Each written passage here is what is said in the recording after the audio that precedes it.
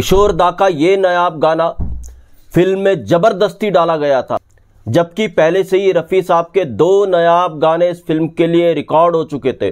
जी हां, मैं कर रहा हूं 69 की बात, 1969 की बात, मगर मैं आराधना की बात नहीं कर रहा हूं, किसी और फिल्म की बात कर रहा हूं। क्यों किशोर दा का ये गाना जबरदस्ती इस फिल्म के अंदर डाला गया था, जबकि इस फिल्म में इस गाने की कोई जगह थी ही नहीं, मगर इस गाने के लिए जगह बनाई गई। क्या था पूरा किस्सा जो मैं आपसे शेयर करने वाला हूं। दोस्तों, चैनल पर नए तो चैनल को सब्सक्राइब कर लीजिएगा, बेल आइकन भी प्रेस कर लीजिएगा ताकि नोटिफिकेशन आप तक पहुंचती रहे। नमस्कार, मैं महेश कोहली बॉलीवुड संगीत के सफर से।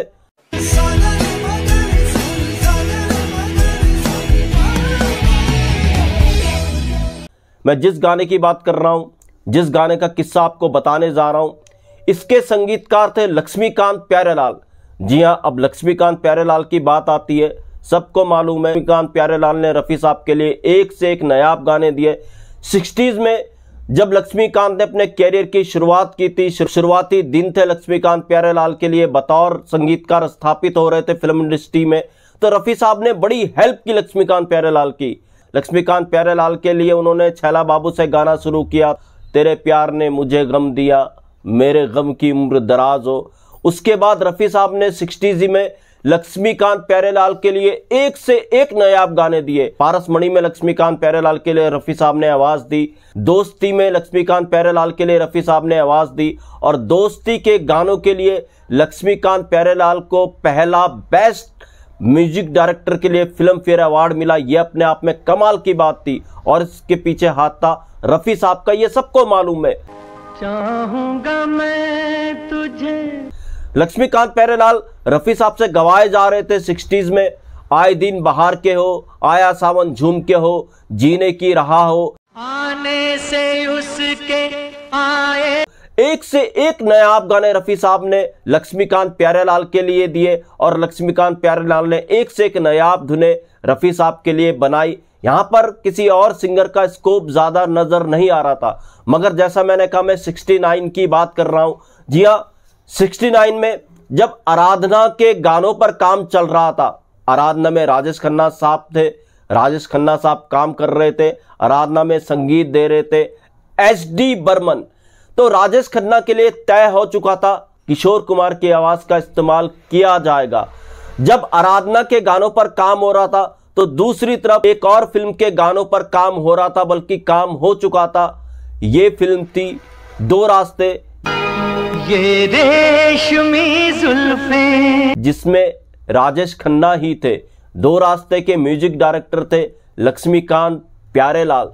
तो लक्ष्मीकांत प्यारेलाल की आर.डी. बर्मन से अच्छी खासी दोस्ती भी थी, और आर.डी. बर्मन साहब को लक्ष्मीकांत प्यारेलाल ने अपने शुरुआती दिनों में असिस्ट भी किया था, यह बात भी किसी से छुपी नहीं है। तो आर.डी. बर्मन, लक्ष्मीकांत प्यारेलाल आपस में मिला करते थे। तो जब आराधना के गानों पर एच.डी. बर्मन साहब काम कर रहे थे, तो आर.डी. बर्मन एक बार लक्ष्मीकांत प्यारेलाल को मिले।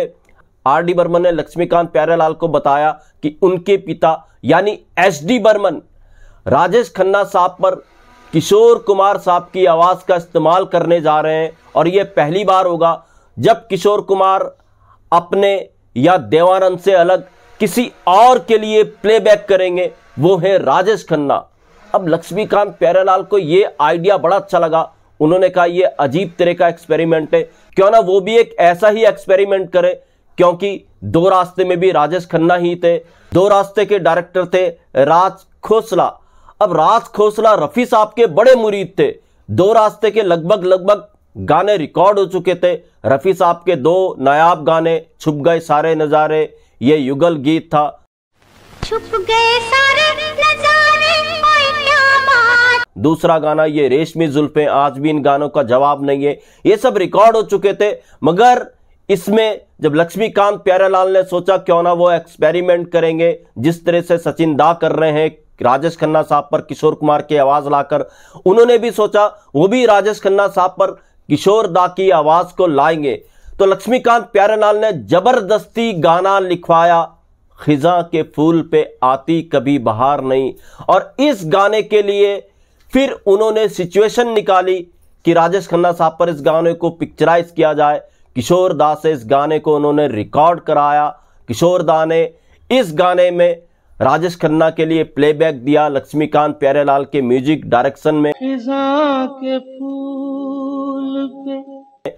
और ये गाना भी अपने आप में कमाल का बना, कमाल का पिक्चराइज हुआ।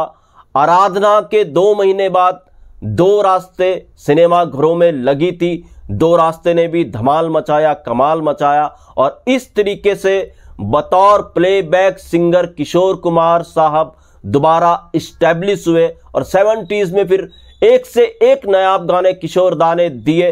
जैसा कहा जाता है कि रफ़ी साहब को बहुत लक्ष्मीकांत प्यारेलाल ने प्रमोट किया, आर.डी. बर्मन ने इग्नोर किया। अगर देखा जाए तो सारी बातें एक तरीके से गलत है, ना तो किसी ने प्रमोट किया ना किसी ने इग्नोर किया। हाँ, अपनी धुनों के हिसाब से हर संगीतकार सिंगर तय करता है, यही लक्ष्मीकांत प्यारेलाल ने भी किया, यही आर.डी. बर्मन ने भी किया। ट्यूनिंग की अलग बात होती है लक्ष्मीकांत प्यारेलाल की, रफ़ी साहब से अच्छी खासी ट्यूनिंग थी, आर.डी. बर्मन साहब की किशोर दा से अच्छी खासी ट्यूनिंग थी, मगर जब भी आर.डी. बर्मन साहब को जरूरत पड़ी रफ़ी साहब से गवाया, और जब भी लक्ष्मीकांत प्यारेलाल को जरूरत पड़ी उन्होंने किशोर दा से गवाया। तो दोस्तों, ये था एक नायाब गाने का किस्सा, मगर दो रास्ते के जो गाने सुपर डुपर हिट रहे, रैंकिंग में आगे रहे, वो रफ़ी साहब ही के 2 गाने थे। एक युगल गीत था छुप गए सारे नजारे, दूसरा ये रेशमी जुल्फे जिनका आज भी जवाब नहीं है। भी किस्से में ऐसे किस्से में आपके लिए लेकर के आता रहूंगा। महेश कोहली को दीजिएगा इजाजत। Goodbye, good luck and take care.